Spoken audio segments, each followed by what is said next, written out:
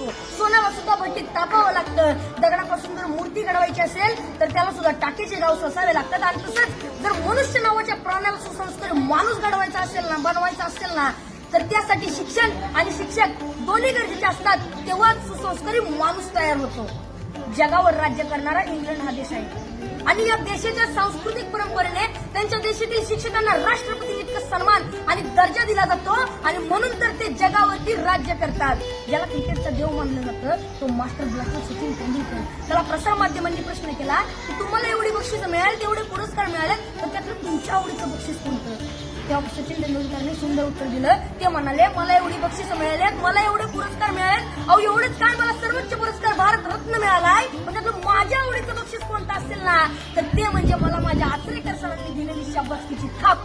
ते जेव्हा म्हणतात ना शाबास सचिन, तेव्हा त्यांची ही शाबासकी मला भारत रत्नापेक्षा सुद्धा मोठी आहे. जी माणसं आपल्या जीवनात मोठी झाली त्यांनी आपल्या आयुष्यातील मोठेपणाचं यशच श्रेय आपल्या शिक्षकांना दिलंय. जगामध्ये एक सर्वात जास्त वाचलं जाणारं आणि सर्वात जास्त विक्री होणारं एक पुस्तक आहे.